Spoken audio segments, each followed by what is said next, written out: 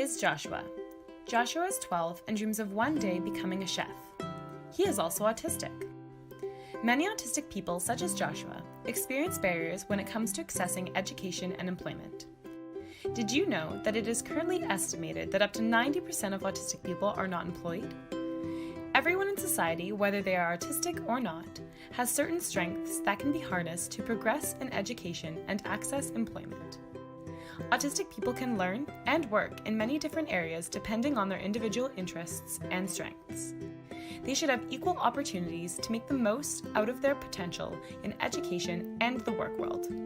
To do this, they require accessible, supportive environments and reasonable accommodation. It is in fact a right enshrined in the UN Convention on the Rights of People with Disabilities, ratified by all EU member states and the EU. To accommodate sensory needs, such as higher sensitivity to sound or light experienced by many autistic people, educational establishments and workplaces should, for example, provide soundproofing of rooms and autism-friendly lighting. It is part of what is called reasonable accommodation. Reasonable accommodation is any adaptation in a learning or work environment that enables a person with a disability to enjoy equal opportunities. Creating an accessible, supportive learning or work environment can look different depending on individual needs, as every person on the autism spectrum is unique.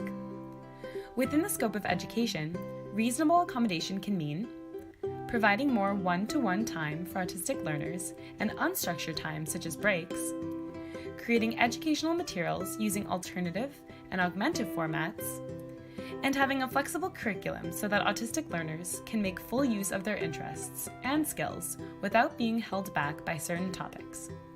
To help facilitate learning, an individualized educational plan should be created based on an assessment of support, needs, and strengths. Staff should also be aware of autistic thinking, as understanding is key to providing adequate support. It is therefore important that people who are here to support Joshua are trained to better understand autism and to use suitable methods. To ensure equal access, the costs linked to reasonable accommodation in education should be provided through public funding.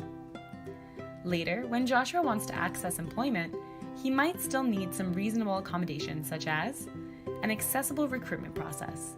For example, asking him to perform a concrete cooking task instead of an interview. A program to help him gain experience and support the transition from education to work, and an adaptation of his working hours. We can all make a difference to make society more open and inclusive of diversity. Autism Europe's campaign, I Can Learn, I Can Work, coincides with the UN's World Autism Awareness Day on the 2nd of April. The campaign's goal is to raise awareness about the specific needs of autistic people in relation to education and employment. By increasing access and support, we can better help autistic people like Joshua achieve their goals.